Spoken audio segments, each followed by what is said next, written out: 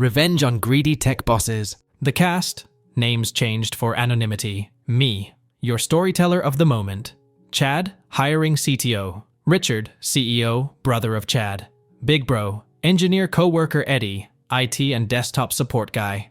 This takes place near the very beginning of my software engineering career, back in 05 or 06. I'd just been let go from my previous place of employment due to being compliant with directives I'd been given, although not maliciously, so that story wouldn't be appropriate here, sadly, and thus working myself out of a job. I was a young college dropout from a technical college that hadn't been federally accredited yet, and thus all my student loans were from banks and loan companies instead of from Uncle Sam, and debts were due. I was also making payments on my very first car, even though it was a beater that the prior owners had already nearly driven into the ground. 4 years old and nearly 200k miles on it when I bought it. And of course, rent and utilities. The job I'd just been let go from already had me working paycheck to paycheck as they paid far under average rate. But I was still new professional, so I couldn't be very choosy. I was living in Los Angeles County, so the cost of living was so bad, I was having to choose which bills were going to be late on a monthly basis. Specifically, I was living in a town called San Pedro, a small town tucked fairly out of the way. After blasting my resume to all the job boards, I get a call from a startup who seems interested in my resume and wants me to come in for a face-to-face interview, skipping the call screen entirely. In my desperation, I agree. I'm given an address, which is all the way up in Woodland Hills. I check the internet, 55-minute drive so long as there's no traffic. With traffic, it looks like the commute will be more like an hour and 45 minutes each way. I'm desperate though, and literally nobody else has reached out to me about my resume or responded to my applications, so I go to the interview. I arrive to a mostly empty office complex, maybe 6 or 7 other cars in a parking lot capable of holding at least 50. I go into the building mentioned in the address and call the phone number I was given to let them know I've arrived. Enter Chad. Chad comes to meet me and seems excited that I've come. He escorts me through the building to an office. Mind you, as far as I can see, we're the only 2 humans in the building. He gives me the pitch for the company, tells me he built the software being sold, but it's not scalable, and needs someone who can rewrite it. After we go through the whole interview song and dance, he offers me the job on the spot. The pay is marginally higher than the last gig, so I figure gas would be covered for the commute. I agree, and we shake hands, as I'm going to be starting the next Monday.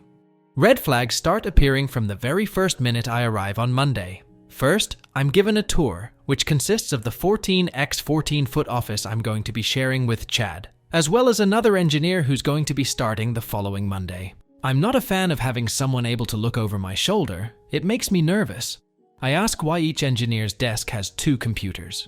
Because the one you will be writing code on doesn't have internet access, for security purposes. Note, this was pure paranoia. There was nothing about this software that required such tight security. We weren't doing any goved contracts or anything of the sort. Then, I'm escorted clear across the building to meet with the CEO, Richard, the IT guy, Eddie, and the sales support team. I'm told that half of the team is supporting the existing version of the application. 2 people are selling the existing version to new clients, or trying to. And 1 person is explicitly tasked with selling the new version. The one I haven't even started on yet. I'm still young and dumb at this point, but even I know this means the salesperson is probably giving out a date when the customer should expect their purchase to be filled. It's a good thing you started when we did. We've been telling customers it'll be ready in June. Did I mention all this was happening in February? Apparently, I've agreed to rewrite, test, and package an entire application I've never seen before in approximately 4 months. So, tour being done, I sit down and get to work. After jumping through a bunch of hoops of getting the software I prefer downloaded onto the actual work machine, as well as the code, I set about reviewing code so horrific I've not seen its like since. And there isn't a single comment in the entire thing. Before I can ask a single question of the CTO, however, he tells me he's headed to downtown LA to scalp his tickets to the Lakers game and that he'll see me tomorrow. So, now I'm alone in the office with this abomination, a machine that's been hamstrung to heck and back. And the only thing I've got to console me is the fact that at least I'm employed again. Fast forward a week, I've documented the bulk of the code, because there wasn't any. And the boss and I do not get along. He's mad because I've not written any substantial code, and I'm frustrated because I'm trying to understand a lot of what specific code is trying to do, and he's routinely leaving around noon to go sell his tickets for Lakers games, or just not in the office because he's chatting with someone else. When he is in the office, I show him my documentation and try to get him to verify it, or describe the purpose of code where all I can say is, "What?" By the end of the week, I've covered about 30% of the project in a wiki-like document, and I've taken to leaving after sunset so I can A, get more done, B, have a shorter commute, and C, drive when my car isn't an oven. The AC didn't work. I've barely managed to convince the CTO that what I'm doing is necessary, so the engineer starting the next Monday doesn't have to do anywhere near the same crap I've got, which would make us a more efficient team. Monday arrives and in comes Big Bro. I call him this because he was a much more experienced engineer than I was. We spend the first day with him getting set up, then us reviewing what I've documented. He manages to answer some questions the CTO never did, just because he is that much better, and I start to feel more confident. Over the next weeks, Big Bro took me under his wing as an engineer, teaching me best practices, standards, and where my plans were good and where they could be better. If it hadn't been for him, I'd have gone insane. I end up joining him outside for smoke breaks, even though I don't smoke, just so I can get a breath of non-office air. He and I discuss the project, and we also make friends with Eddie, who makes us laugh by telling us horror stories about the CTO and CEO. Apparently, he was a school friend of theirs, and basically worked with them because they paid him to do something he felt was super easy. April rolls around. I've got a special occasion I need the day off for, which happens to be a Wednesday that year. I'd advised him when I first started, and he'd been cool with it. I remind him on April 2nd, since I had an irrational fear of policy decisions being made on April Fool's Day, and he loses it. He goes off on a rant, and straight up informs me that he regrets hiring me, claiming I didn't have the skills I told him I did, and wasn't worth what I was being paid. We're definitely not halfway done, more like 1/3. And it's already been decided that June is a lost cause, and that we're shooting for August now. That habit I started before, of leaving after the sun went down, yeah, that never stopped. I was arriving at 9 a.m. every day, and leaving around 10 p.m. every night, trying my best. Big Bro was the same, and Eddie would stay late with us just because we liked hanging out together. So, it should be understandable that I was very close to losing it right back at him. In a strained yet diplomatic voice, I told him that if he put in the same amount of work to help us as we put in to rewrite his asterisk code, we'd probably be a lot closer to done than we were, especially given the 12-hour days. He was not a fan of that, and switched to straight-up yelling, blaming us for the lost sales and refunds due to the delays, and that the only way he'd get off our backs was by getting the project done. This entire time Big Bro is just sitting there, and says nothing to back me up. Chad then left the office for a bit, and I just declared I was taking my lunch and would be back in an hour. I felt frustrated by Chad and betrayed by Big Bro, who I felt, rightly or not, should have had my back since we were in the same boat. When we were both back in the office, he apologized for yelling and told me that since he agreed when I was hired, I could have my day off. Cool. I apologized too, although not for anything specific. I just didn't want to talk to him anymore and figured that was the fastest way to end the conversation. Fast forward to June and the opportunity for malicious compliance. Over the last 2 months, Chad has been getting worse and worse. He's yelling nearly every day and still leaving early too. Big Bro and Eddie are also feeling the pain. Nobody is safe from his ego. The smoke breaks and afternoon-evening portion of our day are when we're most productive, as nobody can focus until Chad leaves. The first Monday in June rolls around, and Chad invites me to go on a walk outside for a one-on-one meeting. I figured I'm being fired. At this point, we've had to refactor the rewrite almost entirely due to missing a critical chunk of functionality, and we're still only 60% done. August release is looking less and less sure. Chad informs me that he's hired a third engineer, but in order to stay in the budget to pay him, he's cutting my salary in half. I stop on the spot and just give him a blank look. "Are you serious?" I ask. "I'm barely able to pay for my bills and the gas required to commute here as it is. If you cut my salary at all, I won't be able to afford to live." At this point, the idea of cutting my productivity to help ramp up a new engineer so he can help us meet the deadline doesn't even occur to me. Although in hindsight, that would have also been a pretty major issue. Chad brushes me off. "That's not my problem. The fact that you missed one deadline and look like you're gonna miss another is. If you've got a problem with that, you're more than welcome to go find another job. The new guy starts in 2 weeks. And with that, he walks inside. I'd just been told that I had 2 weeks left of job at my current salary. Cool. So that day I do something I hadn't done since I first started. I left while the sun was still up. Specifically, I left at 5 p.m. I drive my oven car. No working air conditioning in a car that had been left in the sun all day in Woodland Hills had me feeling like a baked potato. Through traffic, hour-and-a-half commute home through LA heat, and updated my resume before reactivating my accounts on all the job sites. I'm contacted the next day by a potential new employer, and I get an interview scheduled. I decide to tell Big Bro about the new opportunity, and he hits me with news that lets me know just how small a world we live in. Me: "Hey Big Bro, just FYI, I've started looking for a new job. I've already got an interview lined up." Big Bro: "Really? Where?" Me: "Over at company." Big Bro: "Wow, that's where I worked before I came here." That place is pretty awesome, and I left there on pretty good terms. I know the CTO there. Go ahead and use me as a reference. Me, skeptical. Really? Okay. Turns out Big Bro was true to his word, and the CTO and I even talked about Big Bro during the interview.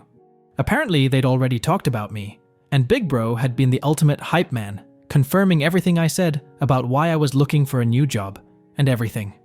All goes well, and I'm electronically signing an offer letter that Friday afternoon. Chad had already left for the day, so there was nobody to look over my shoulder as I used the work computer that Asterisk had Asterisk internet access to get this done. At the new job, the commute is cut by more than half and comes with a pretty significant raise. I tell Big Bro and Eddie on the last smoke break, I still don't smoke, that I'm done and I've found something new. Oddly enough, they both smile and just wish me luck. No hard feelings, hope we stay in touch. Odd, but I'd stopped really caring about anything related to that job, so I paid it no mind. I went back inside, packed up my stuff into my backpack, and walked to the CEO's office. Me: "Hey Richard, got a minute?" Richard: "Hey OP, what's up?" Me: "Just wanted to let you know I found a new job, so I'm moving on." Richard: "Really? Why? We need you." Me: "You guys decided it was cool to cut my salary to a point where I couldn't afford to live. Chad said if I didn't like it, I should look for something new, so I did." Richard, looking defeated: "Well, when's your last day?" Me: "Today." Richard, now pissed: "We need you here to train the new guy who starts soon." Me: "Hey, I had to train myself and to an extent Big Bro when he first started. The new guy should be able to as well." And with that, I left for greener pastures. The unexpectedly huge asterisk fallout. 4 months later, Big Bro texts me to ask me how things are going. I tell him things are great, and we schedule a lunchtime call because apparently things have gone sideways in a huge way. Part 1. Apparently Chad came in on Monday almost violently angry and demands Eddie reimage my work machine first thing in the morning, which erases everything I'd left on there. Big Bro comes in an hour later, and he and Chad discuss the new timeline for the project. Somewhere in there, apparently, Big Bro asks Chad to log into the admin account on my old work machine so he can pull the documents I'd accumulated about the planned architecture, the existing code, meeting notes, etc. Chad answers by apparently punching a hole in the wall and leaving for the day, probably to go to the hospital to deal with his hand, at 10:30 in the morning. Big Bro then spends the rest of that week ostensibly working on recreating the documentation from scratch. Part 2. When I asked how the new guy handled the new documentation, Big Bro laughed and told me there never was any documentation. Apparently he and Eddie had become really good friends in the months we worked there, to the point where they'd become roommates about a month before I left. More than that though, they decided to start a freelance consulting business together and only had to decide on when to make that their full-time jobs. Neither of them liked Chad much and wanted to make their departure hurt as much as possible. So, they decide to make Big Bro's last day the day before the new guy starts, and Eddie would quit shortly afterward, sticking around just long enough to watch the bomb go off. Did I mention Big Bro never told Chad he was quitting? Yeah, he just didn't show up that Monday. He had, however, emailed that documentation he'd spent a week writing to Chad. Turns out, he wasn't documenting the code at all. He'd spent a week writing a letter explaining in excruciating detail why Chad was such a bad boss, and he'd emailed it to everyone in the company. I asked if he still had it so I could read it, and he sent it to me after the call. Thankfully, like the big helper he was, Eddie had ensured that the new guy's email was set up, and in the proper groups before the email was sent, so the guy's first email in the company was a novella about the kind of person he agreed to work for. Apparently, Chad thought it was appropriate to take his frustration out on the new guy, who'd already read a significant portion of the email before Chad shoved him away from his desk and deleted it. Apparently, new guy promptly decided, and rightfully so, that agreeing to work for Chad had been a mistake, packed up his things, and quit on the spot. Part 3.